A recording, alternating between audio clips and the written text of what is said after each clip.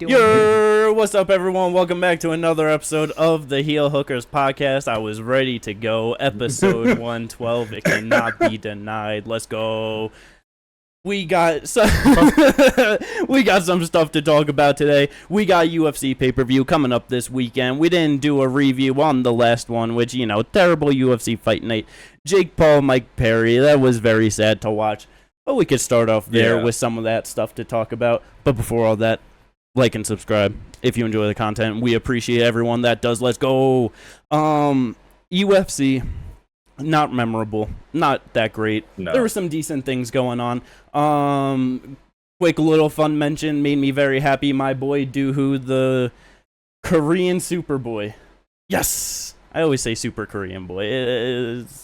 He does. But he got it done against Bill Algeo, that second round finish. That fucking left hook that landed on the eye. I thought he was going to have like a broken orbital or something with how he reacted. Yeah, that was fucked up. I mean, shit, even in the main event, that went way better than expected. Virna got the second round armbar over Amanda. Like, just the scrambles were beautiful. It was so fluid for her to get in that position. Like, yeah, that really good. With that, it's like obviously going into it, it's like main event no one really cares about. Just doesn't feel like much or whatever.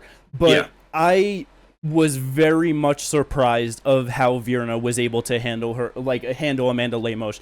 I thought that if there was gonna be anyone that could like go out there and just dominate, get a finish type thing, it was gonna be Lemos. She was either gonna be too strong with the hands or maybe just catch something in the grappling, But for Virna, go out there just fucking going for the knee bar when fucking she had the knee bar, Lemos going for the foot lock. I always hate seeing that shit. I'm just like, stop trying to break each other's feet. You know what I mean? It's just, But yeah, man, it was just very impressive from Virna Jandiroba to get it done over Amanda Lemos. Like you said, second round sub.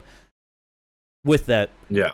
The one real question that I got with that, so I believe that's a 4-fight winning streak now for Virna after that win, main event win, getting the finish. Do you think she deserves a title shot against Zhang Weili after that win? I mean, honestly, it was a really good win. She is on a good streak. It's like she's 7-3 in the UFC. Like she hasn't been. It's not like she's done bad. The only other person there is Tatiana, but we all know how that goes. So yes, I do think she deserves it. I was about to say currently on a 4-fight winning streak with those wins being Angel Hill, Marina Rodriguez, Lupe Godinez, and now Amanda Lemos.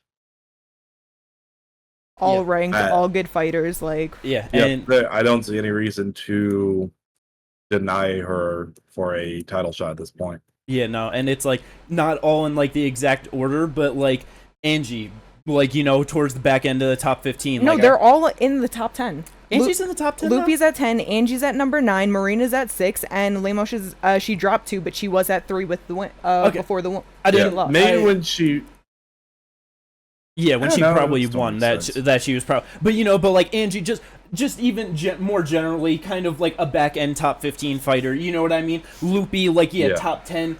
Marina ranked number 6, and now Lemos now in the top 5. You know what I mean? It's just all like just with the fighters, a clear progressive step up in just how she's moving through the division. Like you said, with the only other person being Tatiana, and it's like who knows what's going on with her. No one's gonna be excited for it. No one was excited to see Zhang Weili versus Zhang Xiaonan. You know what I mean? But it's like she's a deserving opponent, and it's like 125 is booked up too much to try and let Zhang move up for a champ versus champ fight. So it's like, just kind of the next fighter in line. Like I said, the only two that are really in contention are her and Tatiana. And Tatiana, like at this point, I feel like you still kind of want to see one more fight, like. Yeah, that's what I was... because it's like I need to see you in there, like, and be able to actually get to the dance type thing, That's what I was gonna say, because it's like obviously she's a great fighter, you know what I mean? She had 2 fights last year before, like her wins over Montana De La Rosa and Jessica Andrade. Jessica obviously a good win, but it's like before that, she was off for quite a while. Her last fight's in 2019, so she had 2 fights coming up over like a year ago now. I don't know. It's like Virna is just like more deserving. She was supposed to fight Amanda Lemos back in February. She pulled out, and Virna just got that fight, and she won it in good fashion. Yeah. So yeah, definitely very nice for Virna. Just one of those fighters where it's like, don't have the most hype on her, never like the most excited, but it's like I always just kind of root for her, and whenever she does good, I'm just like, yeah, good for you, man. You know, it's just, I don't know, but yeah, very solid for her. Believe that was her first main event in the UFC. Probably. But yeah, More to likely. get a finish like that, just amazing for her. Hopefully she does get that title shot. Hopefully she does. It's kind of her last go around as well. She is 36. Yeah. So it's just like, Yeah. get it in, get it over with, just get through it, you know? No, yeah, 100%. Are there any other little things that you feel you guys want to mention from that UFC card? Anything that sticks out off the top of your head? Oh, off the top of my head, not really. Okay, not that it's important, but Hyder Mill and Zhang Young Lee. That barrage of, what was it, a 38 punch combo that he put on him? 38. It was like right before that he got wobbled pretty good, and then he's like, nah, fuck this, and just ran forward, left hook, right hook, look at him, like, bro, that shit was crazy. Got him out of there. Lee could not hang. He tried to punch his way out a couple times, and then just folded under the pressure. Yeah, it's one of those things where it's like, even into the lower end of the UFC, because lower end UFC is still kind of regional shit, bro, you can just smash people on the regional scene with pure aggression and fucking just willingness to go out there and do that kind of shit. Like, that's why there are so many fighters that it's like, yeah, you'll just see them stack up fucking 7 wins in a row all in the first round, all sub like 3 minutes or something, and because they're just like, I'm gonna punch first and I'm gonna punch hard, and guys just can't deal with that. And but yeah, to just, like you said, to get hurt and to just be like, I just gotta go. And it's like at 145, that is going to be a very dangerous strategy very quickly, because there are a lot of hard hitters at 145, and there are a lot of really technical strikers at 145. Yeah, that is fun. It's fun at a certain level, because it's like you go up and then you're gonna get to a certain level where he's not gonna do anything. He's just out of there before fun could happen. You know what I mean? Like, that's why there's certain fights where it's like, there's gonna be like a spectacular finish or something like that, but it's like, man, I'm not excited for this fight. Like, someone's just gonna get steamrolled. Like, currently he's ranked number 63 overall by Intapology, and it's just like, let's see what he does against someone, like, because like some of the people over him are like, so the co-main event of this card, for example, Steve Garcia. Like, oh my goodness. I don't see that going well. Goodness, bro. Steve fucking sleeps him. Yeah, and he's so much bigger than him too. Yeah, Steve in the co-main, Steve on a good run though, 4 wins, 4 finishes in a row. Very nice for him. People who aren't in the promotion, but someone who's in the promotion who I think could give him a real hard time, Melsik Bagdasaryan. Oh my goodness, number that's 60. a fucking slaughtering. Yeah, man. You also have someone like people outside the promotion, like rank number 55 is Pinedo, and Jesus Pinedo mollywops him. You know, like, no, yeah, that's why, like I said, that's regional scene shit. You know what I mean? Yeah. Like, you definitely, like you said, you'll have some fun fights, but get to a certain level and you're just done. Someone who's ranked number 69 right now at featherweight, probably because I don't know the last time he fought, but Alexander Hernandez. I feel like Hernandez can give him some work. May not beat him, but that's going to be a hard fight for him. Yeah. But yeah, that's not too much on the UFC card. It wasn't the most stacked out card at all. Just a classic Apex, you know what I mean? But also, on last Saturday, we had a boxing match. Jake Paul, Mike Perry. It sadly went like how, like, the worst, I mean, I guess not the worst way, because like I thought that there was a scenario where Jake could just be too big and just like one punches him in the first or second round, you know? Oh yeah. But like, Mike Perry is too fucking tough for his own good. Yes. And he looked absolutely horrible in there against Jake Paul. Like, we all know that Mike Perry is just like, oh, a tough guy, I'm just gonna brawl him up and go. But for such an extended period of time in a boxing ring, you really got to see how his skills play out. That was so bad.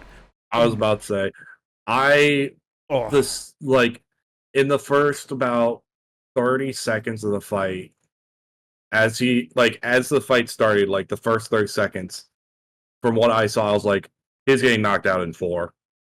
Like I was wrong, yeah, but I wasn't that far off either. Where I was just like, he's just not gonna be able to hang. Like his guard was just too low. He wasn't. He didn't have a guard barely. He did not. He barely had a guard. He had a guard for like 2% of the fight. His head movement was not there. Like I was like, yeah, no, this is Jake's fight to lose. Yeah, like that's really what this is at this point.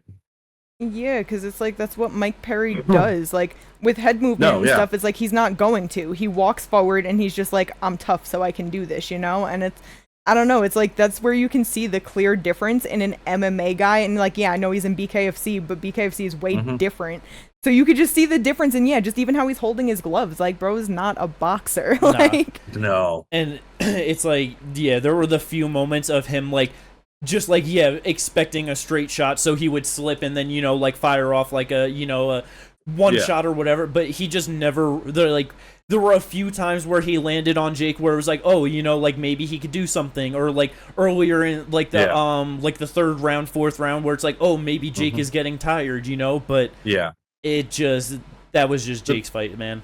The biggest thing that I noticed, like, because of the way he was moving stuff too, I was like, yeah, the game plan that I had in my head was get in on the inside, work the body, and just really just smother him. And he just was not able to do that at all. Like, he had no, like, ring, like, general shit. He was not able to cut him off. He was following the whole time. And, because it's like, while watching it, it's like, for most of the fight, he just looked like he didn't really even have his feet underneath him. Like, he just moved in, like, awkward ways, you know what I mean? And it's like, because he even came out afterwards, he said within, like, the first 10 seconds of the fight that, like, the first right hand Jake threw to the body, it cracked his ribs. So, like, just with him being so much bigger and, like, having that power, it just, you know what I mean? Like, he got, like, Jake got the knockdown in the first round, but he really just kind of pushed him over more, like, just a slip, But the second round, like, that was a clean one. I feel like taking that damage early, it was just too much for him, and he was just never really there. Very surprising to hear him say, too, that Jake was too fast, like, for what he expected, and it's like, damn, Jake getting up to 230 to try and fight Mike Tyson at heavyweight and then coming back down, and like Mike Perry weighing in fucking damn near 4 pounds under the limit, and it's like Jake was too fast for him. It's like, damn, man, like that was so bad. Yeah. It's like, it just sucks because going into it, we just knew that it's like Jake took this fight because for all he's always gonna take the fight that he knows he should win. You know what I mean? Yeah. And so with it playing out like that, it's like, I mean, they're gonna go to the Mike Tyson fight later this year, and it's like, I don't know. I don't want to fucking see that shit, man. No. I don't want to see. No, like, I've been saying this. Like, I've always had the part, and like, there's still the little bit of the part where it's like, I would just love to see Mike Tyson just go out there and knock him the fuck out. Like, because that would just be awesome. But it's like, he's just a fucking 60-year-old man, is not the fucking one to do it, and it it sucks. I could see it on like some type of counter or something, because like Mike has like actually like like one of the problems at the end of his career was just, and like once he like became champion after Customato died, was like just his like actual like determination and training and things like that. He just was not locked in on his train. He just was doing all this wild shit. Yeah, like he's like actually been locked in, and it's just like maybe he could do something, because power is the last thing to go. He had good head movement when he was actually locked in, like, but it's like, dude's still fucking 60. Yeah, so it's just one of those things where I've been saying I didn't want to see this since it was announced. So I'll give Mike Tyson probably like about 30-ish seconds of he can go out there and give Jake something close to what he was in his prime. You know what I mean? Like, 30-ish seconds. That's like, because with all the training, it's all just fucking 5-second little snippets, and it's like, dude can fucking explode for a 60-year-old man. Yeah. Like, he still has that, but it's like, how long can you fucking do? You know what I mean? Like, it's so it's like, he probably got a solid 20-30 seconds to go out there and knock out Jake Paul before he crumbles terribly as an old man. But and for Mike, I just want to see him go back to BKFC, just still like the same kind of fights that he was going on. It's like, I would love to see him fight Masvidal in fucking BKFC or some shit. Yes. That would be some fun shit going on.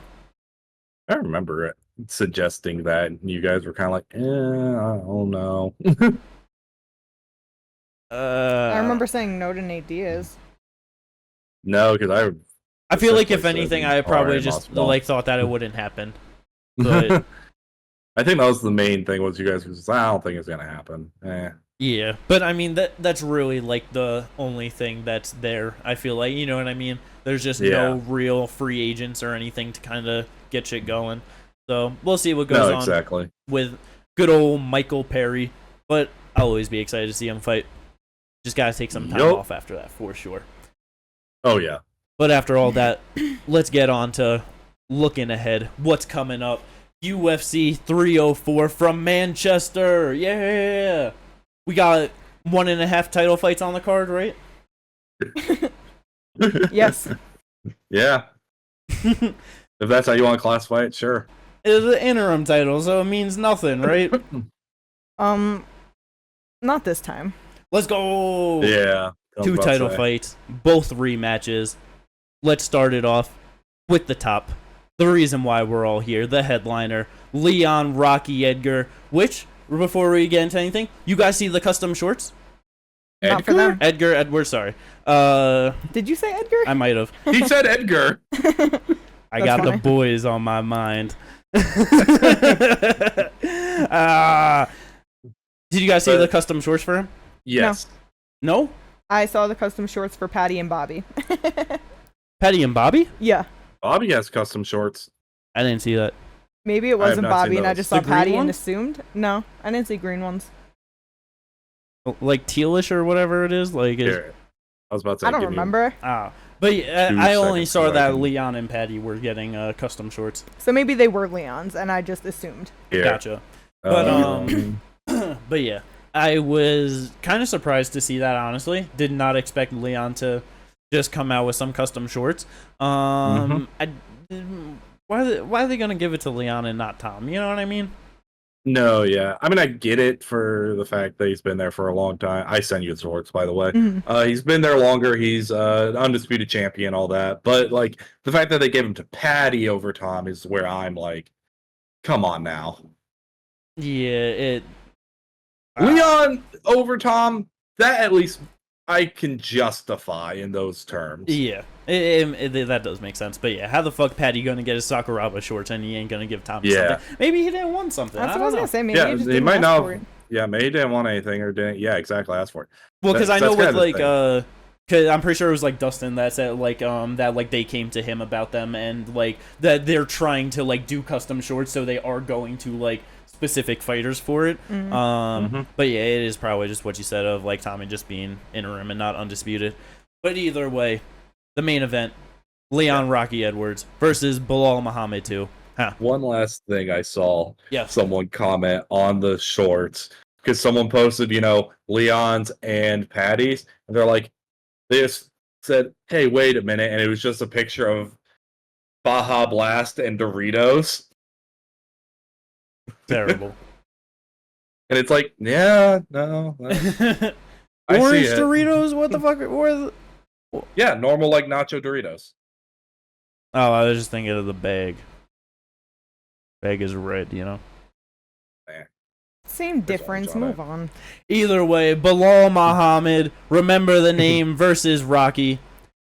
We're here, number 2. Obviously, it's not the biggest fight that you can do in the welterweight division. Leon even saying that there are no real money fights to do in the welterweight division, which is 100% true right now. It's just you got all just hard-nosed contenders just grinding their way out to the top that deserve the title shot. And the first one that we're with, is Bilal Muhammad. I guess with this fight, obviously there's so many different ways to go with it. But what do you think a win means for each fighter here? Ooh. Kate, if you want, we could start with you. What do you think a win for Bilal Muhammad means? Bro, win for Bilal means everything. Like, he's on a crazy good streak right now. You know, the one thing, you know, the no contest with Leon Edwards, the only bump in that, but it's still not a loss. Mm-hmm. Just everything going on in the world and what's going on with his country, you know what I mean? It's like, this means fucking everything to him. It took so long to get here, getting fucking giving Colby the title shot before him when he was definitely the one, you know what I mean? Like, it's finally his time. Yes. Yeah. And like, it sucks because it's almost like they aged him out, you know what I mean? Because with the statistic of 170 and under, it's 2 and whatever, and people winning, you know what I mean? He's now 36, and it's like, if he could be number 3 on that, the second person to do it, bro, like, it just like another tick in that. The amount of people that hate on him just because of whatever reasons they have, it's like, it means fucking everything. Yeah. No, yeah. And for me, like, because, there is that, but, like, the one division that it's happened in is welterweight with Tyron Woodley. Yes. And that's why I said the second person, because Tyron Woodley, the only person to do it. Like, Yep.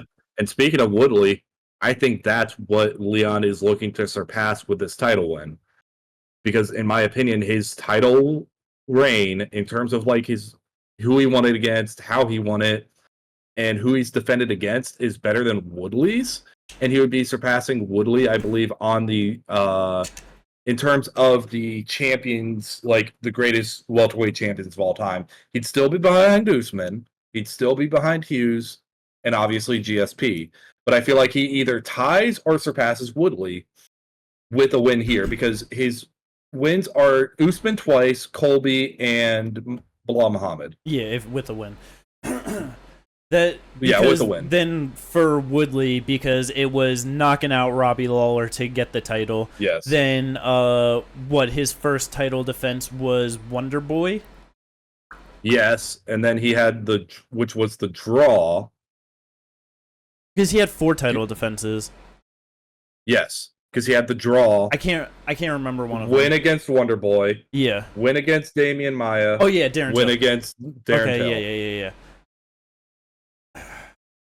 So 4 wins in the draw versus straight up 4 wins. That's hard. It's just like, it's hard, but like, I would put Bilal Muhammad at this point in terms of welterweight status above Damian Maia, not overall career wise, but in terms of just the welterweight side of Damian Maia's career, I'd put Bilal above that. Colby is above Darren Till even in his advanced age, because he was way too young for that title shot, way too green.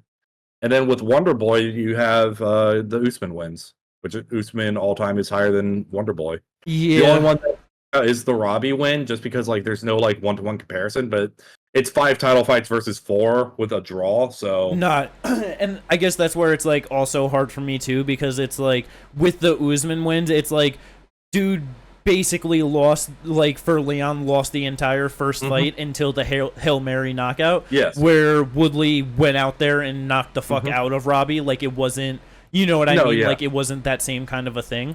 No, and I can agree with that. And then it was also a majority decision, the second one as well. So like even just one judge having it at the draw.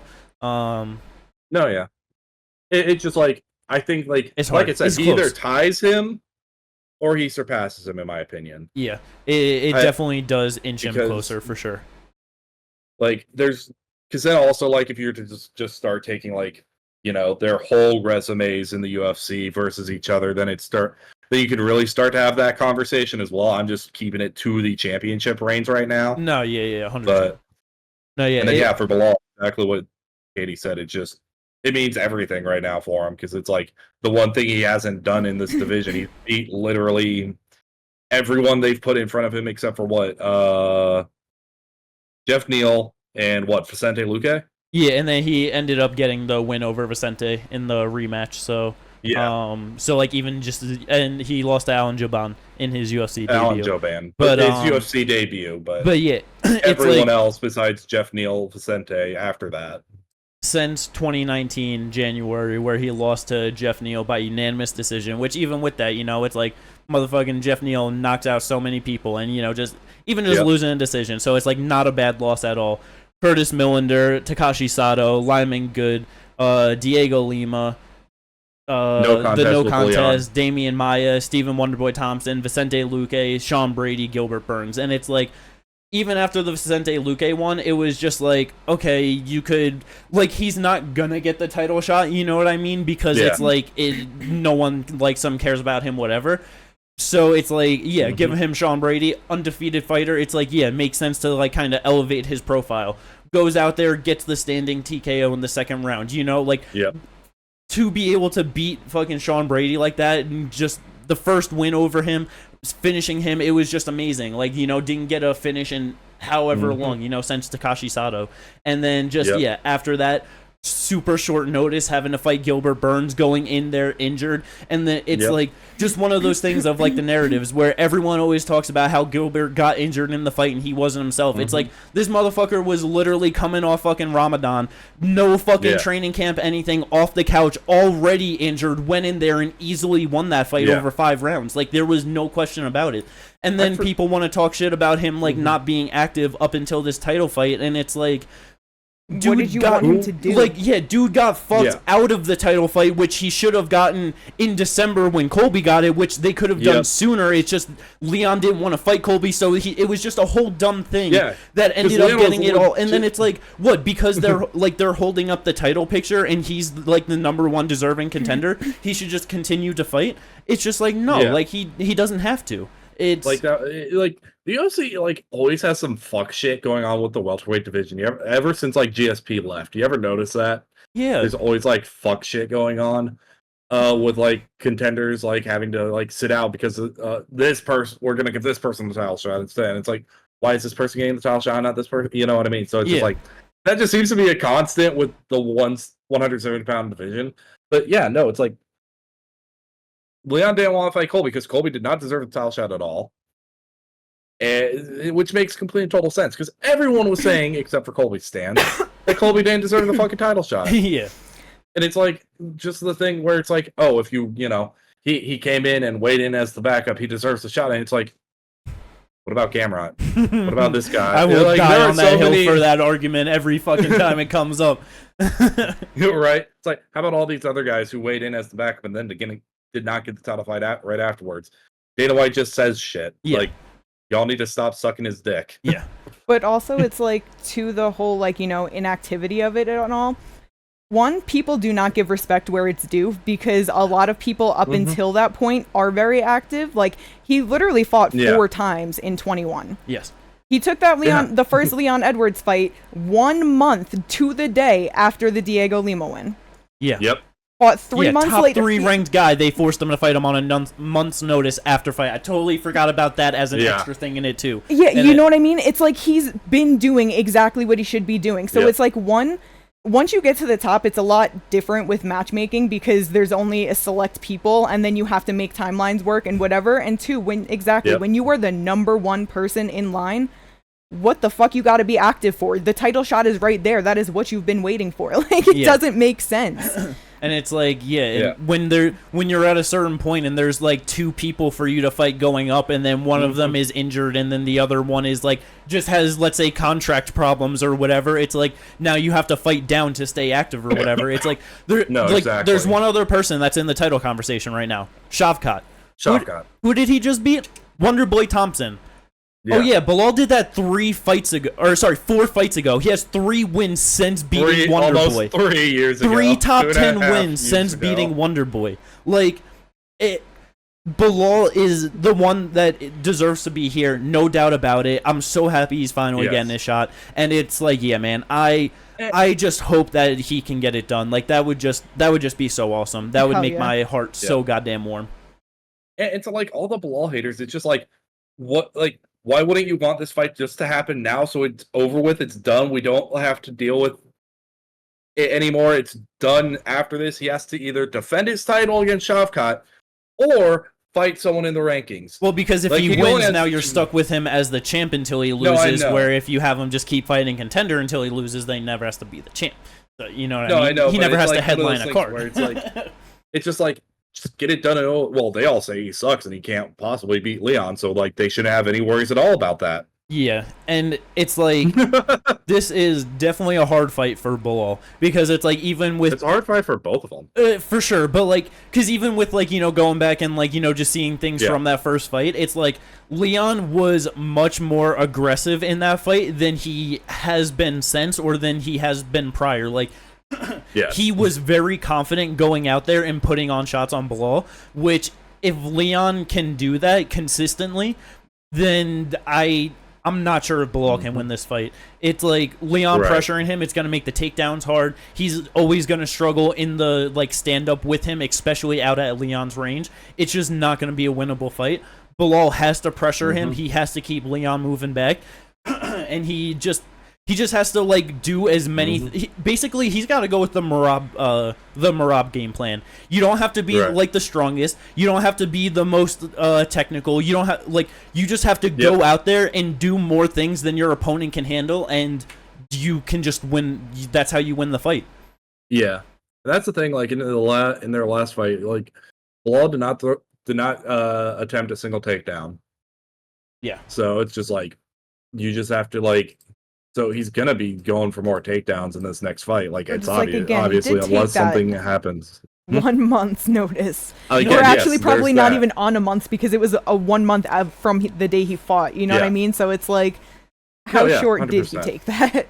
No, yeah. So because right after that, almost 3 months to the day he fought Damian Maia. Yeah, exactly, and it's like you said, just you get to the top, harder to be active. It's just one of those things. But we'll see how that main event plays out. Who walks away with the welterweight championship? So excited to see it. Probably going to go to a decision no matter who gets it done. But it's like, I don't know. I don't think it's going to be like a absolute snoozer. It's like, I mean, I don't know, unless it's like just one of those people that's like, nah, I need fucking action, just craziness, you know what I mean? Or it's a bad fight. It's like, no, there's going to be a lot of technical things going on. And so it's like, I'm very interested to see how it plays out. Also, both of these fighters have 14 wins in the welterweight division. Both of them are tied right now at 14 wins. That's pretty crazy, honestly. They are tied with, funny enough, Robbie Lawler and Josh Koscheck. Nice. They get a win. They will tie Vicente Luque, Kamaru Usman, Thiago Alves, and Matt Hughes for the fourth most wins in welterweight history. The only people above them are the only people above that are Matt Brown, GSP, and Neil Magny. Very nice. Because Neil Magny has 32 total fucking fights. But yeah, man, I'm so excited. Hopefully, Bilal can get it done. Let's see how it all plays out. Co-main event, another rematch in a fight where the fight didn't really get to play out in the first one, but this one in much worse fashion, much earlier on to the fight. I believe it was 18 seconds into the 15 seconds into their first fight, first round. Less than 20. Motherfucking Tommy Aspinall and Curtis Blades. I have so many mixed feelings about this fight. It is so hard because I absolutely love to watch greatness. I was someone that like I know has the potential to do extraordinary things in a division, in the sport, whatever. I'm always rooting for them. I want to see them do good because it's nice to watch those records and those like achievements happen live. You know what I mean? Tom is someone that can do it. His only falter in the UFC is that injury loss to Curtis Blades, which it's like, dude would instantly had Curtis Blades backed up onto the cage with Tom pushing on him, like leg kicks, throwing punches. You know what I mean? He's aggressive. Average fight time, I believe, is about 2 minutes and 18 seconds across all of his fights in the UFC. Just extremely short. I'm definitely expecting him to do the same thing. Yeah, 210. 210. It's hard. I want him to go out there and get it done. But Curtis, nobody likes him. He's been disrespected every fucking opportunity he gets. People just shit on him. They don't want to see him do anything. They don't care about what he does. They just want to see him get knocked out. Like, they fucking make fun of him every time he does get knocked out. And it's like, bruh, you've lost to 3 people in the UFC. Francis, Sergey, and Derek Lewis. The three scariest, most powerful punchers, arguably in the division's history. Like, if you were to have like a Mount Rushmore, it's probably like them 3 and fucking Shane Carwin. You know, like up on like the Mount Rushmore. Like Shane Carwin's the only other one that I can think of. Yeah, I think it's like those 3 and Shane. Yeah, like really starting to think about it. Like, damn, who else would you put up there? Just absolute monsters. And it's just so hard because he's just been on a good run, been doing the damn thing, deserving of this interim title fight. It's like getting that win over Jyalton, you know, it's like, but that's where it's also just so hard because dude got absolutely ragdolled in a way that I didn't think Jyalton could do to him in round 1. Yeah. Jyalton being the smaller guy, whereas like he should be a 205er doing this thing, and bro, oh my god. I think it's the fact that, again, it's front kick blast double, and Curtis couldn't time that. Like, the fact that the heavyweight is having trouble, timing what he does is kind of insane. But I mean, I guess it makes sense with him probably being so much faster than everyone. No, yeah, I get that. But it's just like, damn. But then, 2, like, yeah, that whole thing. Also, just want to throw this out there. You get that same description where of what you just said about Curtis Blades, you can say the same thing about Bilal, and you could say the same thing pre-head kick KO of Usman about Leon Edwards. It's just funny. Like, those 3 have been, like, extremely disrespected by the UFC community. Yeah. And and fan base. It's so funny, too, how it's like, with Leon, like, just bringing that up, especially, it's like... Dude got that one fucking head kick on Usman, and everyone is like headshot dead for fucking days. Bruh, he had 2 decisions since then, and when was the last time he finished someone before? Like, it's I love the fickle fan base. It's so funny, man. Yeah, that's the funniest thing, because it's so funny about that, because also, like, right before that, remember, he almost got TKO'd by Nate Diaz in the 5th round with a straight right hand. Yep. And everyone was making fun of him for that. Like, bro, if Bilal goes out there and just, like, slams Leon on his head and knocks him out, he's, like, top 3 welterweights of all time. Like, that's just what the fans are gonna say. That's where the discourse will head, and it's just like, what are we talking about? Stop it. Timeout. but yeah, back to Aspinall and Blades, it is, like, very much, like, I do think the grappling is going to be very interesting in this fight if it even goes there, because Aspinall could easily has the edge on the feet. Like, no doubt about it, he has the edge on the feet. I think he's the more powerful striker. I think he's a more precise striker, and he's definitely going to be faster. Yes. It's just going to be like, is Curtis going to be able to time a takedown, or is he just going to be able to time just one counter of, I take a jab and I just have to land this right hand and put him on the ground? Like, I think Curtis has to, in a way, like, disrespect Tom a little bit and not worry so much about what he's gonna do. He's got to go out there and grapple him right away. Like that, no ifs, ands, or buts. He has to go out there and instantly grab a hold of him and start those exchanges. We have seen Tom in the 2nd round 1 time in the UFC, off the top of my head. Yes, Andrei Arlovsky. Yeah. It's like, we do not know what he looks like extended having to work at all. Because even with the Andre one, like, it got into the 2nd round because he was just on the feet the entire time. He was trying to just, like, work the hands, level up that skill against an old vet in Andrei Arlovsky, you know? It's like, we do not know what that looks like. We know Curtis can wrestle for 5. We know that for a fact. Yes. But he can wrestle his ass off for 3 and survive the last 2, at least against Volkov. You know what I mean? Like, so he's got to extend it. No, he does. And the thing is, like, I do think that's a big thing, but I also think, like, at the same time, we've never seen Tom from the bottom. We've seen him on top. We've never seen him on the bottom. What does he look like off the bottom? Yes. Which could also, like, all of a sudden, it's like, oh, he gets him in a triangle like that, and then it's like, okay, so you're just not going to beat Tom anywhere realistically unless you're one of the best strikers or the best grappler there is, like, in the division. Okay, that's awesome. Also, I didn't realize this. His second loss ever was apparently because of 12-6 elbows. Yeah, two of his losses are bullshit.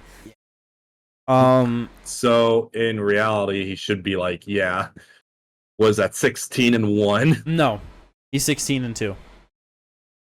I have to say that.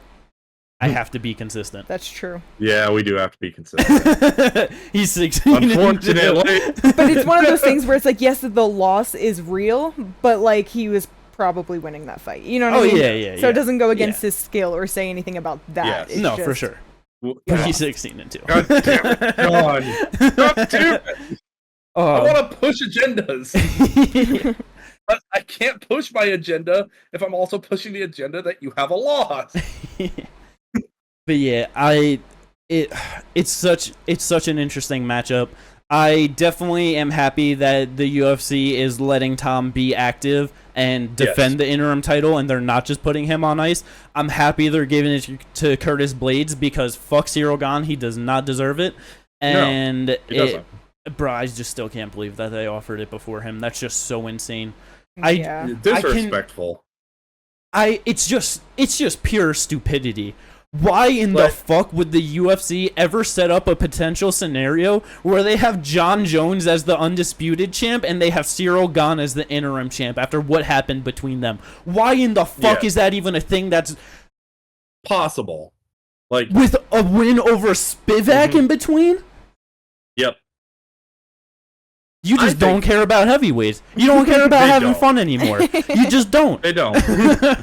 Like, at this point, I don't mind, like, the rematch between at least Cyril Gane and Volkov, because at least in terms of matchmaking, it somewhat makes sense. Volkov is on a run. There's no one really ahead of him he could fight unless he fights the winner of this fight, which the winner of this fight should be fighting the potential winner of John Jones versus Stipe if that fight ever actually happens, because if John Jones gets convicted of his bullshit, potentially in jail for, somewhere probably between 6 to 8 months, which he won't get that. Yeah, no. He might, just because he's not it's not like this is a first time offense thing.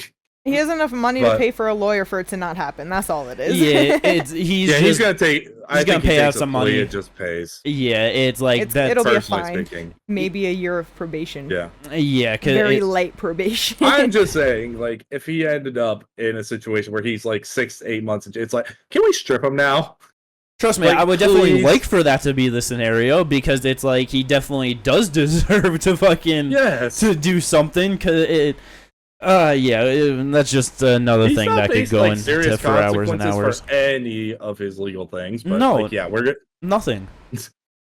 We're gonna get way too sidetracked if we keep talking about that. Because, move on. Yeah. But John Jones hater podcast here. Let's go. But so it's just like it's just one of those things where it sucks with this interim title fight that there's so much to it that is awesome and it's great, but the UFC specifically themselves are trying to diminish it as much as possible and make it feel like nothing because of what they're doing with the division. That's honestly the most frustrating thing about it, because it's like, in the words of Tony Ferguson, defend or vacate, motherfucker. Let's go. Yes, defender. Yes. And if there's an interim champion, you have to defend against the interim champion, motherfucker. What the fuck is going on? Defender vacate. All right. So that's the co-main event. Before we get into the featured bout, there's something I need to bring up about this main card. 304. It was initially announced as a main card fight for Muhammad Makayev and Manel Kape. It then got updated to the featured bout on the prelims, the one right before the main card opens. And then it got put to the early prelim featured bout. Yep. Why'd they do that? I don't know. At this point, I don't know. Like, because at first we were talking about, I'm like, maybe it was just they were afraid someone pulls out. Something had to have happened for them to be like, we need something else on the main card, because this is some dumb shit is going to happen. Jimmy pointed out that doesn't make any sense because usually the feature bout, it's, on the prelims, it's very hyped. There's video packages, things like that for it. It's like, okay, fair enough. They have their own graphics, all this. So it makes sense that they didn't do it for that reason. So, I mean, it would make sense of why, like, at least for that, that's why they bumped it more to the early prelims. Because, how you got two top 10 people and the early prelims? Yeah, it's not even like they're, like, low top 10. Just disrespectful. Well, they are lower top 10, never mind, 8-6, but then I had the thought, half, but like, what if it's actually not disrespectful at all? Well, to Manel Kape a little bit, but not to Muhammad Mokaev. Because the UFC knows that they're disrespecting every single person in attendance to this event by the time period that it's taking place at. That's true. So what if they're like, we don't want Muhammad Mokaev to fight Manel Kape at 3 o'clock in the morning. Let's do it at like 11 p.m. instead. Right. That's the only thing that I can actually like reasonably think of. Because like where it at the moment is slated, like the fact that it's on the early prelims one, but like, yeah, it's like, damn, really? They're going to be in between Sam Patterson, Kiefer Crosby, and Oben Elliott and Preston Parsons. That's where they're slotted at.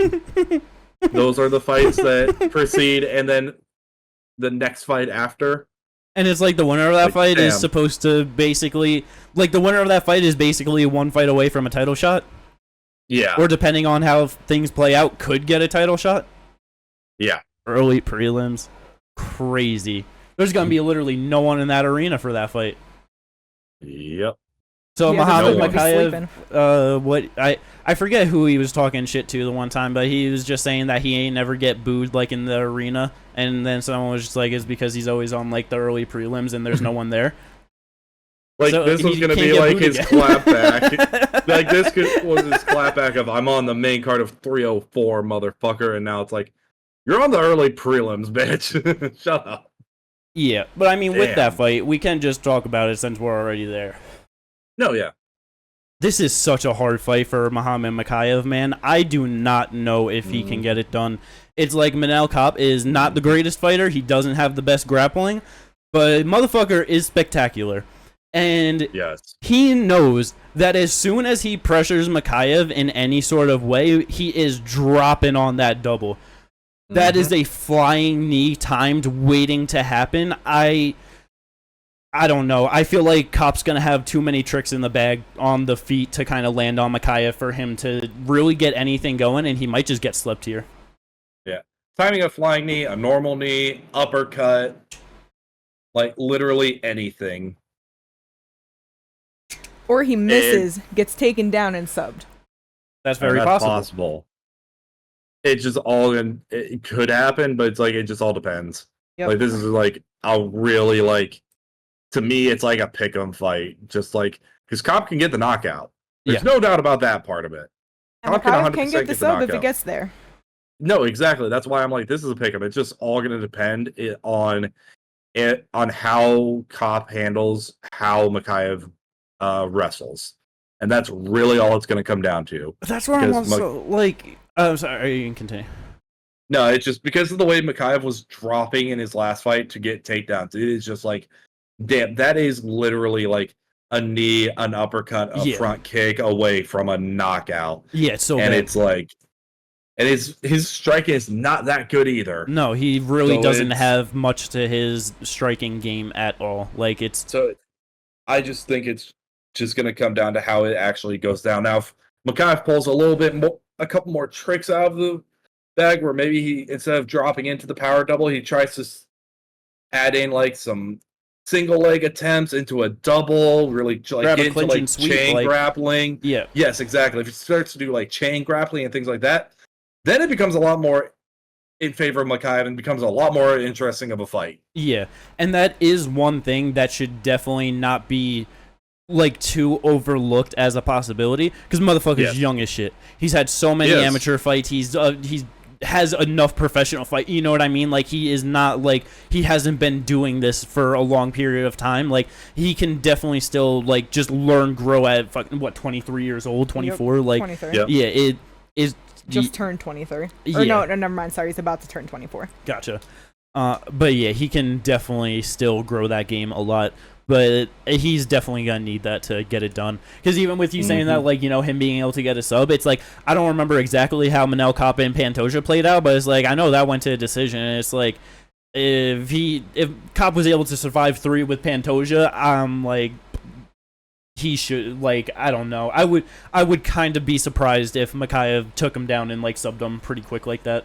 Manel's only losses are decisions and subs, so Mikhaev just like, you know, 11 wins, 6 of them are submissions, and he's just like, that's just his thing. So I just wouldn't be surprised if he was able to like catch something. That's true. No, yeah, exactly. Like it is one of those things. I do want to look at that actual like. I do just have to root for Mikhaev though, because I cannot let Ginger get this win on the draft with Manel Kape. He wasn't even supposed to fight this year at all. Supposed to have switched out Kape and Rose. God damn it! I totally forgot. Oh yeah. So I don't even have Kape. Boo.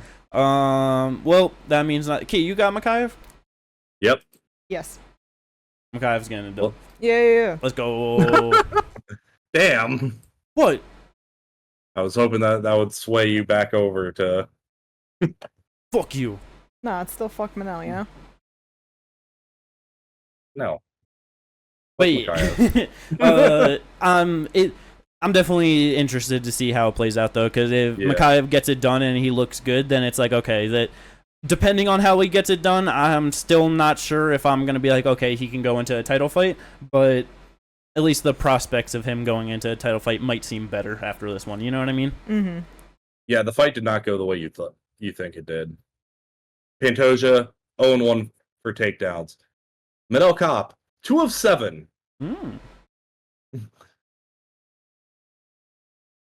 I don't know. He was outstruck in rounds 1 and 2 by Pantoja, and then it was even in round 3. So yeah, Pantoja was like, I can't even grapple with this guy. He's grappling me. You know what I mean? Like, he's gonna he's gonna take Mikhaev down and sub Mikhaev. Oh, that'd be funny. That would be probably the worst thing to happen. That would be the worst thing to happen for Mikhaev. Yeah, no. That doesn't mean I can't find it funny. No, like, it would still kind of be funny, but, like, that's terrible. That, like, the only thing he has right now is his grappling. And if Kape, who's just a fucking striker, mainly just goes out there, takes him down, like, that would be very bad. That would be the type of shit where UFC should be like, okay, drop him back to, like, defending his spot in the rankings. You know what I mean? Like, give him an unranked guy, let him work back up the ladder, and just get older. You know what I mean? Like, so discounting the card that happened on, rare 6-fight main card for the UFC. So on a pay-per-view? No, on a fight night. Oh, well, that's... No, it's just weird that it was 6 fights. I don't know. I feel like in my head. That. But, like, discounting that first fight, which was Danilo Marquez and Mike Rodriguez, discounting that fight, like, the next 5 fights, like, Beneil Dariush versus Diego Ferreira, Pantoja versus Kape, Clay Guida, Michael Johnson. It was the Corey Sandhagen knockout of Frankie Edgar in the co-main and Alexander Volkov knockout over him in the main. That was a really good card. Okay, I was just like, wait, what does all this mean? Like, I just, like, went back to see, like, what card this was on, because I needed to figure out, like, where it happened so I could find the fight stats. I gotcha. And then I just started looking at the card. I'm like, holy shit. That's really funny. But back to the main card, though. The featured bout. The new real one. Let's go. No longer Bobby Green. It's King Green now taking on Paddy Pimblett. How do you guys think this fight plays out? I'm not sure. This is either Bobby wins via decision or Paddy wins by knockout. No in between. That's how you feel? In my opinion. Yes. Damn, I feel like there's a way more in between. I could see Paddy decision, Paddy sub, Paddy knockout. I could see Bobby decision. Paddy decision. I could honestly see Bobby even, like, bro, dude, I know it's fucking Tony Ferguson, but it's like, dude, sub Tony Ferguson. And compared to how true. Patty, like, bro, honestly, I think this fight could play out in any way. Like, I would not be surprised. That's why I said, like, I don't know, because it's like, exactly. Patty could win by decision by doing just enough in rounds 1 and 2, and even if he's gassed, if he can survive, he's good. But I kind of see Bobby finishing him in the 3rd round. It's like, bro was so tired against Ferguson by then. All he could do was lay on top of him, and he didn't even get Tony on the ground. Like, he was so lucky Tony threw himself there, you know, like that's why I'm like, I don't see Patty by decision. But if he can survive, that's only if, because Bobby's going to be ripping to that body, ripping to the head. He's not going to be able to touch Bobby. And it's like... He might be able to touch him. Maybe, but I don't think well enough. He's not going to have any power in it. He's not going to have his feet under him.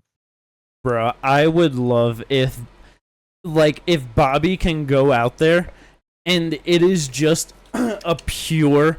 classic Bobby Green performance. Just styling on him. Styling to the fucking maximum level. Like, hands completely down the entire time. Fucking taunting him, talking to him the entire time. Just touching him anytime he wants to. Patty does something, slip and rip. He shoots a takedown, sprawls on him, just out of there, fucking talking shit. Like, just beautiful. My God. I need to see him. I would love that. I need to see the version of him that came out versus Nazareth Haprast. Because he really styled on Nazareth.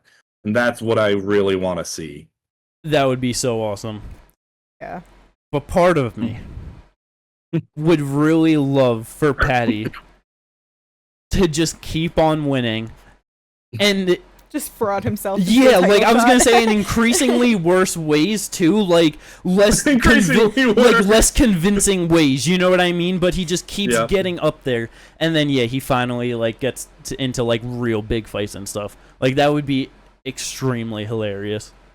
Like him versus, you want to be the ultimate fraud fight? So okay, he wins against Green, and then somehow frauds his way through beating. Let's just may not fraud, but he beats his way. He beats like a Moicano. Nah, he gonna beat Benny. He's gonna shoot on takedown, and Benny's gonna break his leg on the takedown. Yeah. Well, I'm just saying, it would like, be some dumb shit like that. Well, that's why I'm saying like Moicano, because Moicano can lose in very wacky ways, so I can see that happening. He then like, and then it's the ultimate, or somehow he beats Benny, which Benny's on the downcline. Bro, the Moicano can't afford to lose.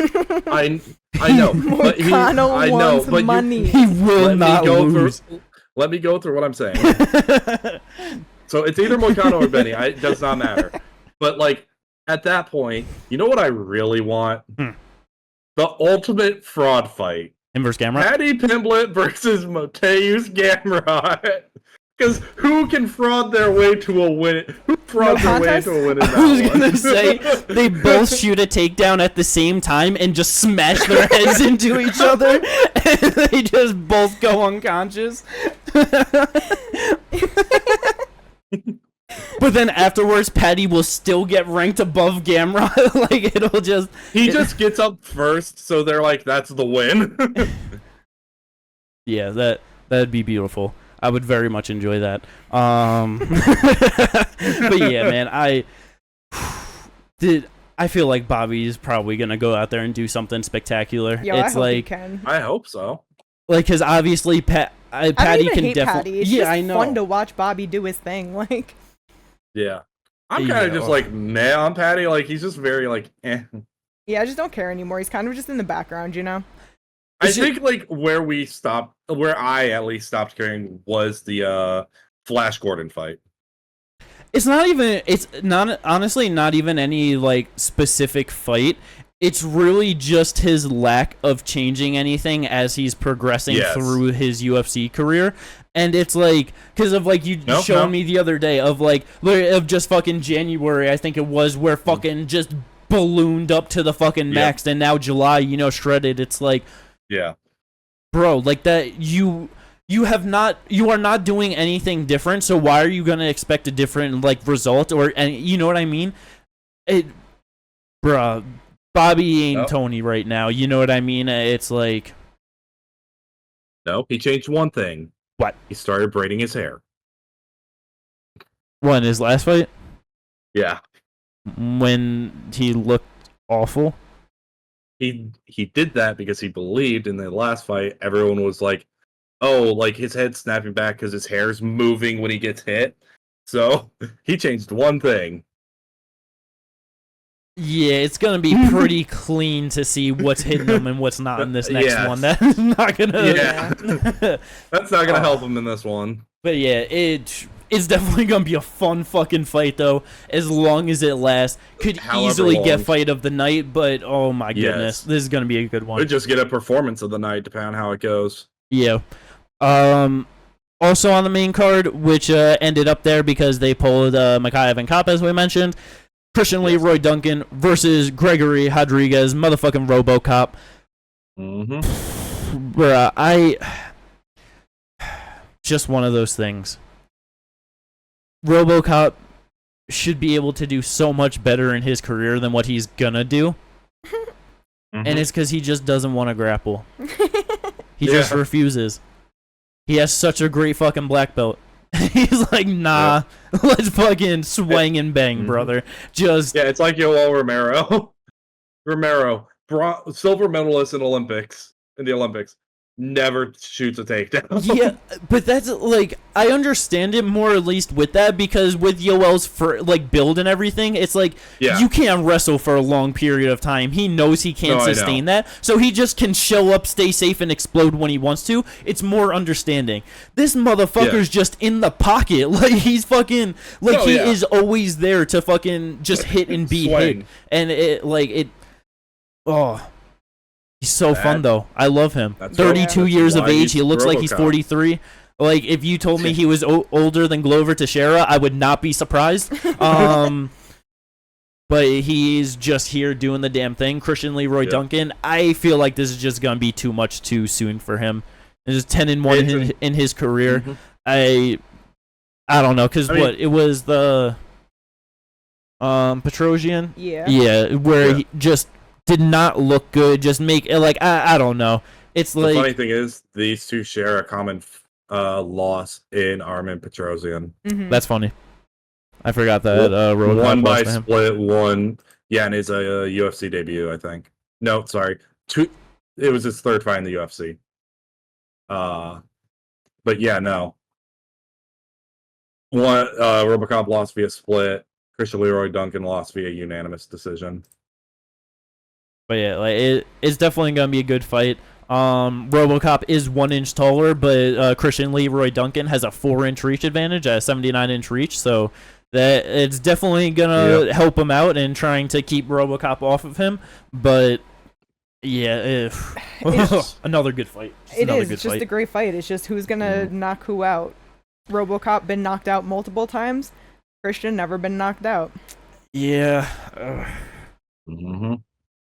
He's still young though, obviously early in his career, so it could happen, but he also could still just be young and durable and nope, you know what I mean? No, he clearly has the power, so it's just very interesting. Yeah, 29 years old, like you said, very young, just gonna be his 5th fight in the UFC. Yeah, interesting. If Christian Leroy Duncan is able to get it done, that especially if he goes out there and knocks him out, I don't know if he gets top 15, but could end up with someone right outside, like Roman Kapilov type. You know what I mean? Definitely, he's gonna be right in that range for sure. Main card opener though, a pretty solid fight. I like it and I don't. Motherfucking Arnold Almighty Allen taking on Giga Chikadze. It's a fun fight. It should play out being fun. I just don't like that they're giving Giga a step up in the rankings. It just bothers me. I like Giga. He's fun. But he just really does not deserve it. And it's I get it's probably more for Arnie of just took 2 losses in a row at the top of the division. He now has to fight back. And so you know what I mean? One of those things of timelines, just who accepts fights, but. Because the thing about fighting down is someone's always going to be fighting up then, So. Yeah. And like you said, Arnie on the 2-fight losing streak, it's time to fight down. Yeah, 100%. But Arnie is definitely not the most active fighter at all, but he's at least trying to be a little bit more active. He's trying to not smash his hands to fucking smithereens in his fights, or just break things in training camp, or just all the sorts of little things that happen when you probably just train too hard for what your body can handle. But Giga has also been out for a long time. I kind of wish this was a fight night main event. You know? Yeah. It would definitely be 5 better rounds. for Arnie. Arnold would definitely be able to win over 5. Maybe Giga gets it done over 3 by decision. I don't think he's going to be able to finish him, though. But I wouldn't be surprised if Arnie's able to just kind of just put pressure on him and just gas him out. You know what I mean? Giga does not have a great gas tank. No, he doesn't. But it should be fun, though. Yeah, fun. Should be a fun one. Just it's not like the most meaningful fight in the division at 145 pounds, but because it's 145 pounds, it's kind of hard to go wrong with the matchmaking, you know what I mean? You just got a lot of good fun fighters, so pretty easy to get some good stylistic ones. That is all of the fights on the main card, though. The prelims, we got some good little gems, nothing too fantastic, though. Anything you guys feel like bringing up off out of all the prelim stuff? I think Molly McCann and Bruna Brazil is going to be a good fight. Yeah. Molly at 115, she's looking good, and this is just kind of where she needs to fight at. You know, just put on good performances against not great fighters and have a good time. I love it. Yeah. Damn, I forgot that fucking Bruna Brazil was 1 and 2. Thought she was doing better, honestly. Yeah, 1 win over Shauna Bannon. That ain't great. Who is on the card, but you know, it's one of them things. Yeah, hopefully she just goes out there, adds the 3rd spinning fucking back elbow on her resume. That for her, bro. That'd be my so fucking, funny. If she does that, it would just truly be a moment of like, damn, this should have been like the prelim featured bout. You know what I mean? Like getting us into the pay-per-view. Like what a great way to fucking end off all the prelims. But yeah, definitely should be a fun one, though. Yeah.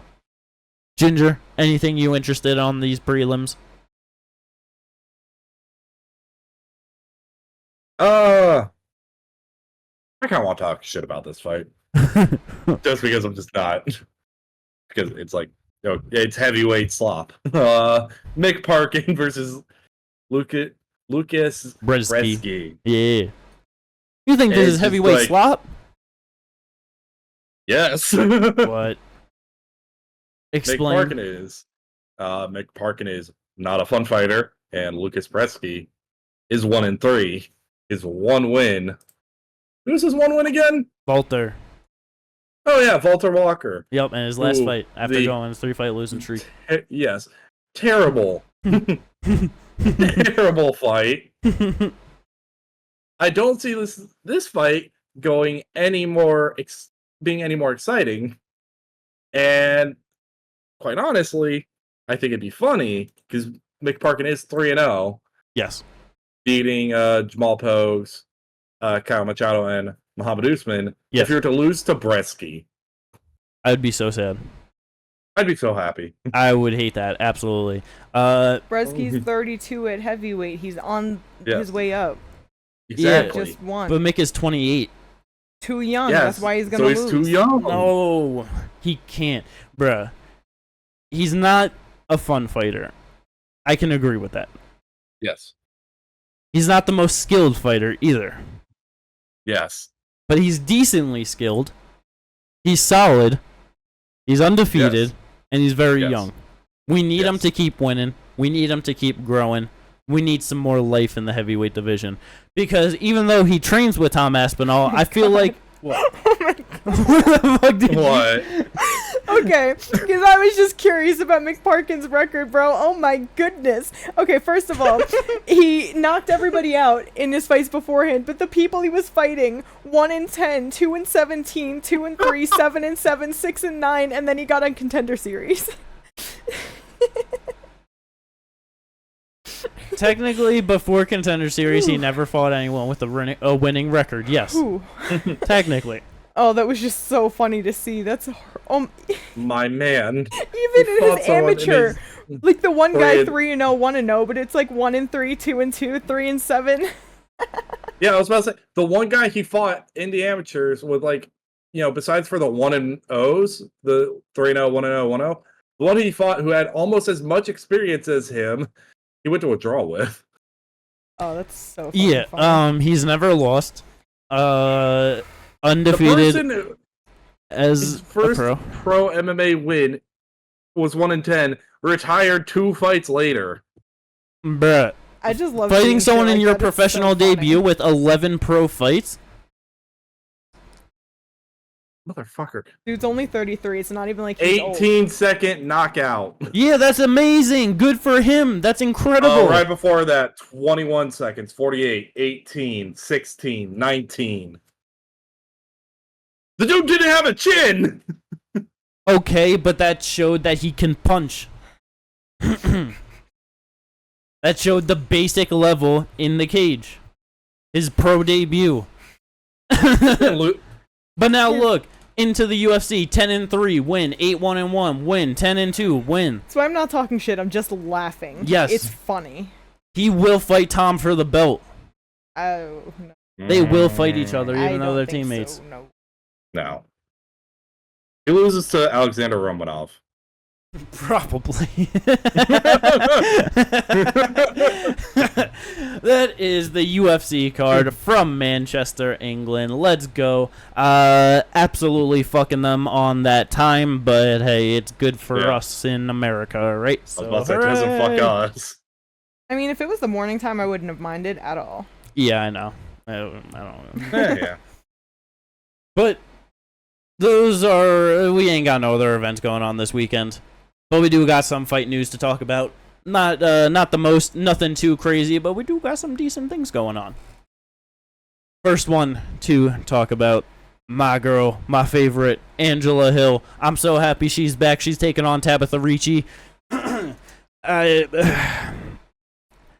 happy and I'm sad and I'm happy. But also sad.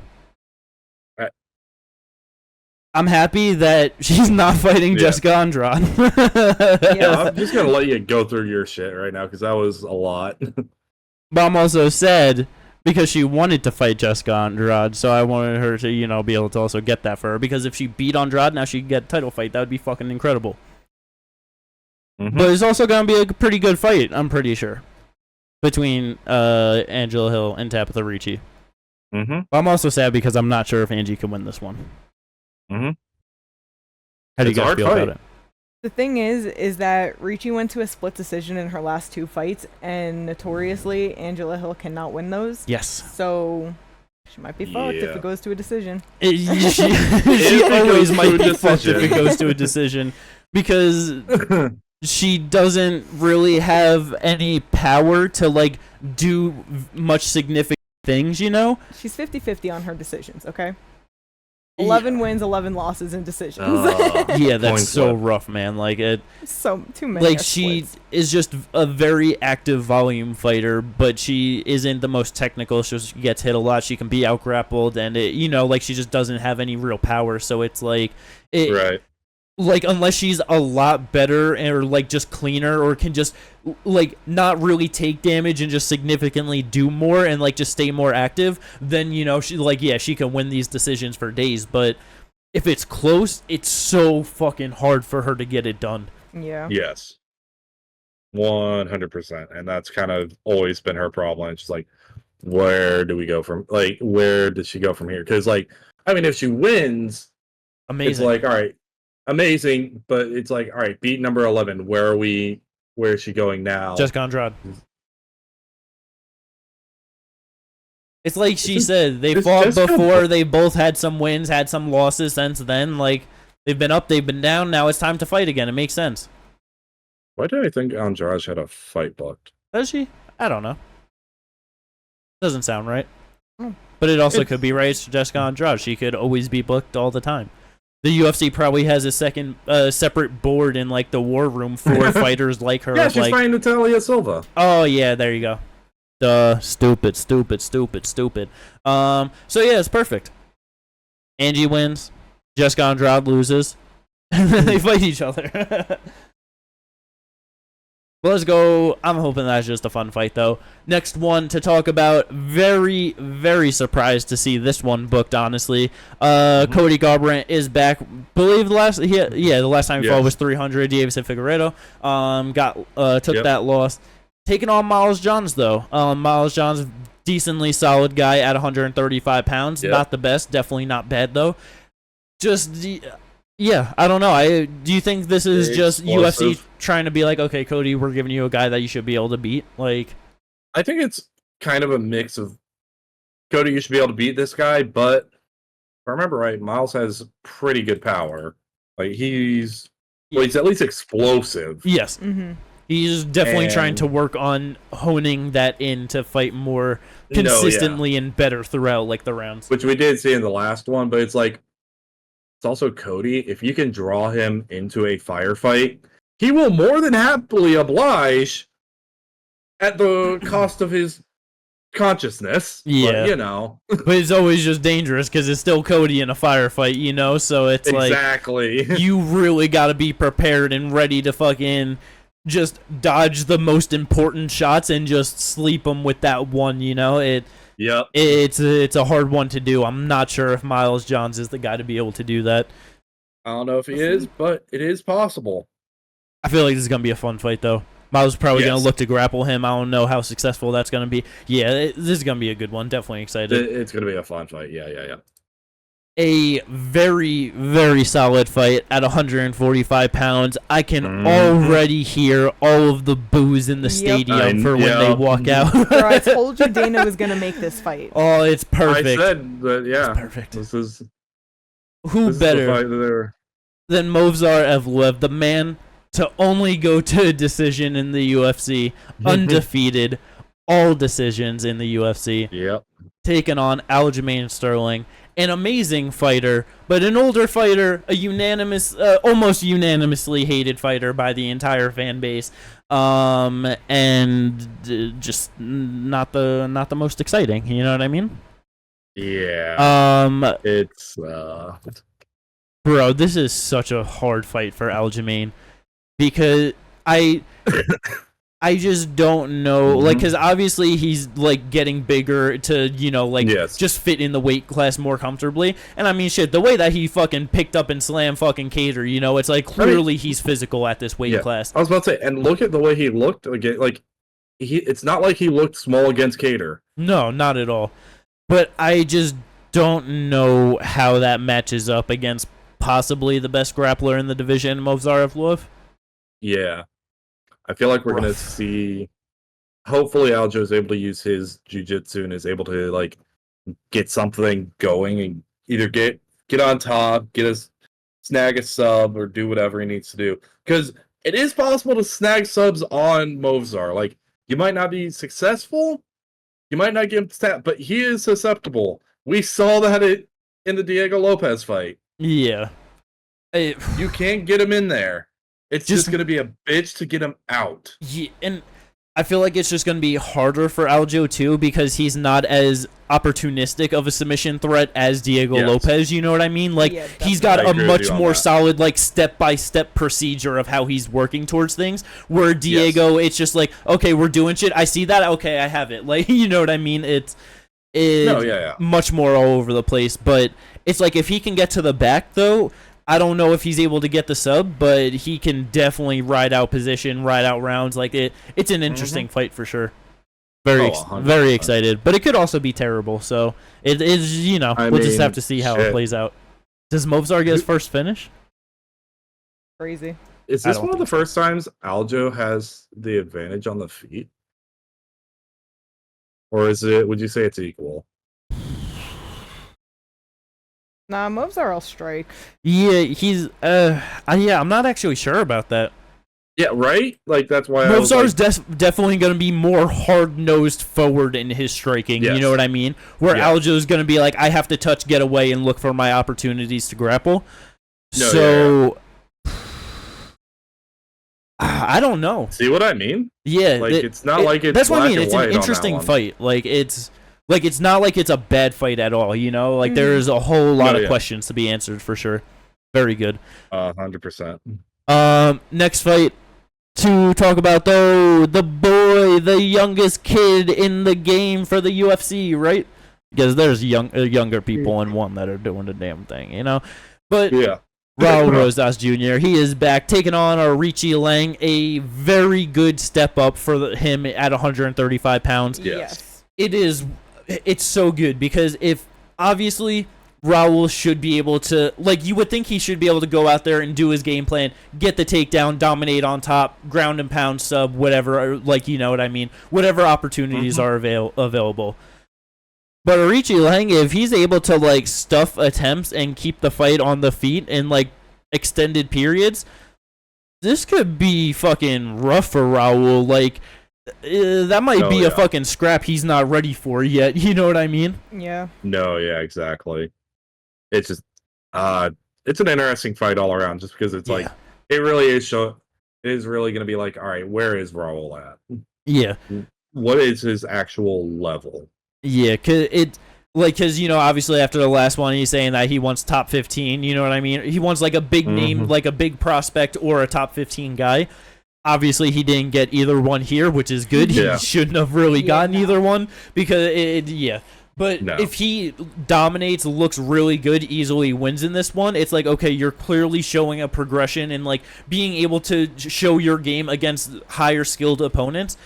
Not top 15 yet, but is closer to, like, the back end of, you know what I mean, like 2025, like whatever. Like he definitely should be progressing forward closer to that. But it's just like, he's got so much hype. Clearly he's physical, clearly he's talented, but there's no reason to rush it. Like, you're at 135 pounds, man. I'm definitely happy that the UFC just didn't give him a top 15 opponent after the last one. No, 100%, because it's like, damn.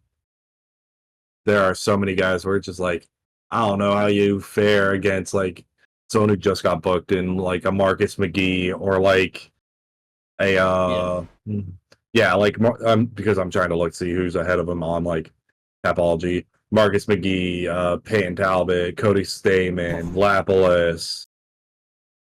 Hell, even, like, Brady Heastand. That's a tough fight. He scraps.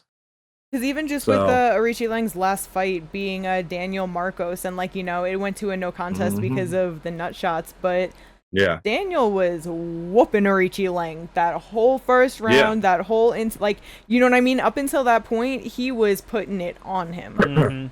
That would be a tough-ass fight for Raul. Oh, fuck yeah. Oh, yeah. 100%. And he's not a big name, but he's up there, and, you know, he's not even ranked. Like, it's just, there are a lot of tough fights ahead of him. Honestly, if he wins, looks good, I kind of like the name of you mentioning Brady Heastand. Like, I feel like that's a very good one of, like, okay, like, let's see where you're at. Like, just another good young guy that's doing good things. You know what I mean? Like, that would be a very interesting one. I would definitely that's a good fight. Hell yeah, let's go. Very solid for Raul. I like it. Next up, booked co-main event, August 3rd, Abu Dhabi. I'm sure so many people are happy that Vicente Luque Nick Diaz is not happening. I'm a little upset because it's like it's one of those things where it's like, obviously there's not the most interest to see Nick Diaz still fight. It's one of, you know what I mean? But if he wants to, and like it's just, like he can, like if he still wants to fight, he should be able to fight. And as long as the UFC match makes him against someone that makes sense, where it's not the worst thing ever, then I'm completely fine with it. I feel like Vicente Luque was right up that alley. Co-main event, 5 rounds. I feel like that was a more perfect fight. People want to see him against Tony Ferguson. It's just like, what, you want to see a fucking bad Nick Diaz easily beat fucking Tony? Like, you know what I mean? Yeah. We don't need that, you know? I mean, at that point, like, if you're, like, I feel like the better fight would have been the guy that Tony's fighting next in Michael Chiesa.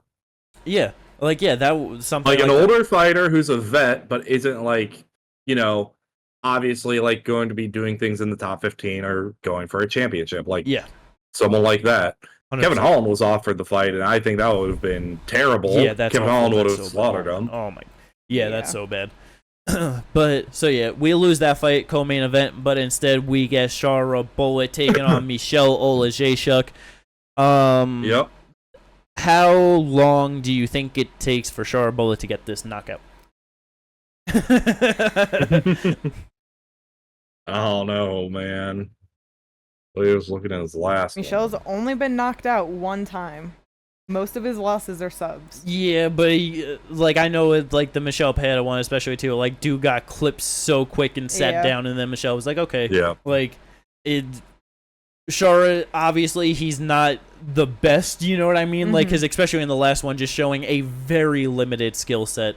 But it's like, I just feel like he could probably land some real big head kick just early on. You know what I mean? Just kind of get him out of there. Yeah, he probably could. That's the thing. It's got to be a kick too, because he doesn't throw his hands. Nah, his hands are fucking poo-poo butterbeans. Like, it's fucking... God. I don't think I've ever seen someone, like, touted as such a good striker and have such dog shit hands. Like, it is absolutely insane. Yeah, like, his hands are not there, like, in terms of, like, the, yeah, and just in terms of, like, what I would expect. Out of his 11 like, knockouts, 7 of them do not include his arms, because he has a couple elbows, but, That yeah. makes 100% sense, yeah. A lot of knees, couple kicks. And then, so you said 7 out of 11 are with kicks? Yeah. So then the other 4, what? So then there are elbows, and so like what? There's like maybe 1 or 2 that say punches, or One says punch, one says KO, one says elbow, and then okay, KO. So yeah, okay, just 1 elbow in there, but yeah. So yeah, it's like it probably is not. Yeah, like dude's hands is so bad, man. It is at like It's so crazy of seeing such a limited skill set. You know what I mean? And it's like only with your legs. Like I don't remember fucking ever seeing someone that only had literally kicks to throw in an MMA fight. No grappling. Like only kicks in one eye. Like it's so crazy. Like Wonderboy has great kicks. He also has good hands. Yeah, like like all the people I think of where it's like, okay, dude shattered both his hands on Vicente Luque's chin. Yep. That's how much he used them. Like Giga has good hands. Yeah. Throws a lot of kicks as well. MVP throws a decent amount of kicks. Still has good hands. Like, yeah. It's insane. Like because that's what they're saying with saying like, you know, like, oh, they don't have hands, like not talking about boxing, because there's a lot of fight, you know what I mean, like, or just what, but just literally no ability to fucking use them in any way that's meaningful to a fight. It just like, it's like he's this like really touted kickboxer, and it's just like he's a kicker. He's not a kickboxer. He's a kicker. Yeah, exactly.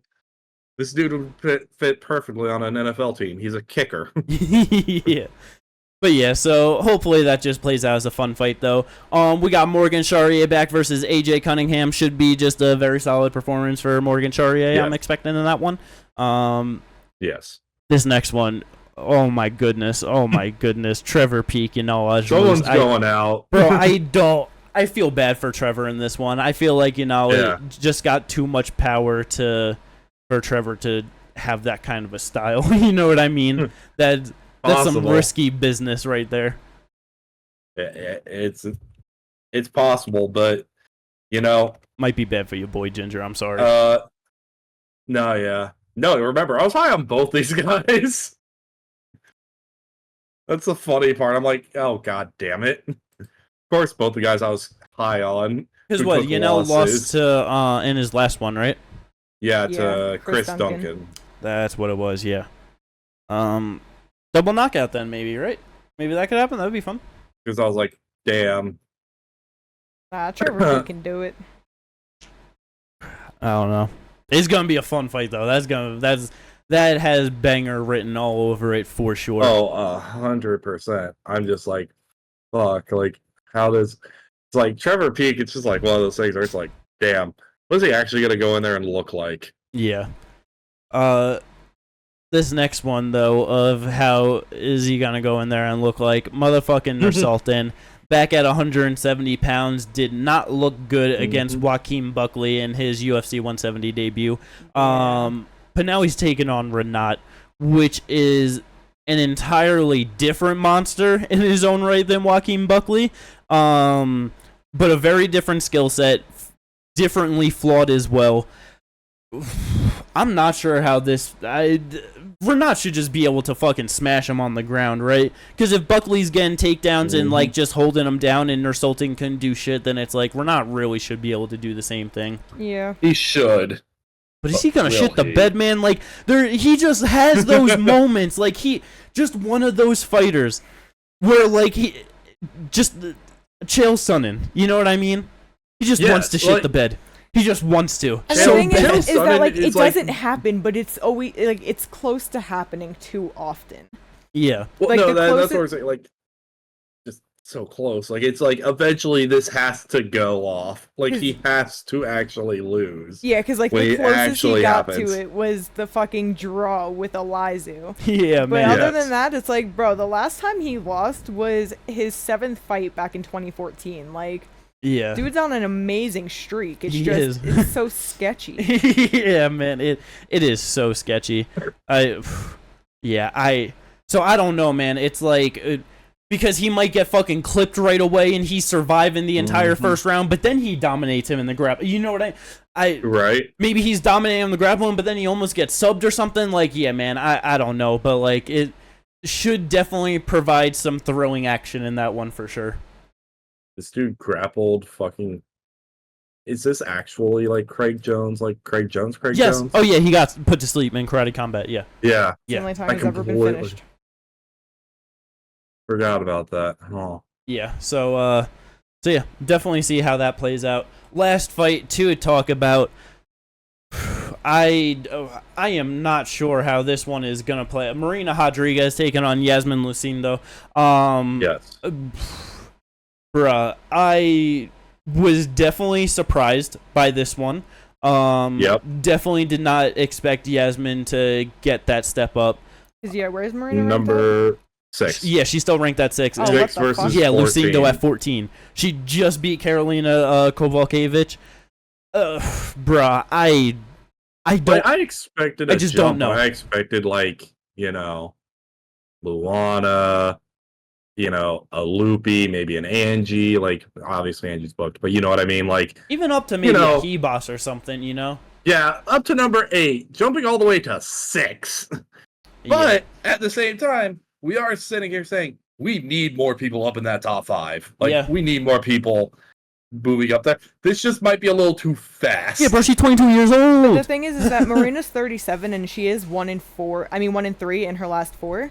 Yeah, so it's true. Like, I'm sure that also plays a factor. I mean, obviously her losses, Jessica Andrade, Virna, and Amanda Lemos. So it's like, they're not bad losses, but the win is Michelle Waterson Gomez. Less than a year ago. So you know what I mean? It just... it's one of those hard ones. Yeah. You don't have terrible losses, but you don't got great wins either. So it's like, really, where do you sit? Yeah, where are you actually at the moment? That's where it's also like, I guess that's where it makes sense, but it's also extremely hard too, because it's like, yeah, Yasmin just beating Karolina at 15 gets herself at 14. She's 22 years old, but now you're getting ranked number 6 Marina, who's been around doing the thing forever, but it's like, we don't know exactly where both of them are at in the top 15, but I'm not sure this is the best, like, fight for Yasmin to find out, you know? And that's... Yeah. But it's like, bro, if she goes out there and gets the win too, though, and she looks good, 22 years old, beating Marina like that, like, she might end up being the fucking, like, having the potential to be the youngest champion, you know what I mean? Like, yeah. In the division's history, right? Like, it's in the UFC, and she's 22 years old right now. Like, how old was John Jones when he won it? 23, and at some however amount of months. Because I know if you count like WEC, Jose was actually the youngest champion. But yeah. Well, if we would say like youngest champion under Zuffa, then yeah, it would be Jose. But yeah. But UFC champion, yeah. Like if she, like, because if let's say she goes out there and gets a like amazing finish, what, like a 22-year-old that just got a great win, you know what I mean? Like Virna did get a great win too, but it's just 22 to 36, you know what I mean? It's just one of those things. Shit, they still might give it to Virna and then give it to her after, and it could still happen, Yeah. if they make it happen quick enough. Yeah, that's the only thing where I'm like, if that happens, I don't think it happens, but yeah, she could end up getting there with a very, very good win. You know what I mean? You never know how things change in MMA. But I am definitely excited to see that. I just hope she can get it done. And even if she loses, I just hope that she doesn't get like an ass whooping, you know what I mean? Where it's just like, okay, yeah, she is just not ready for this level. She's 22 years old. You don't need that. Yeah. But those are all of the fights to talk about, all of the things to get in. 8 months. Huh? 23 and 8 months. Okay. So, so fucking... I don't know when the fight is taking place. But either way, she's got some time to get it done. It would be awesome to see. But let's go. Those are all the things to get into for this episode of the podcast. I hope everyone enjoyed it. If you did, again, like and subscribe. And we will catch you on the review to this pay-per-view. Peace.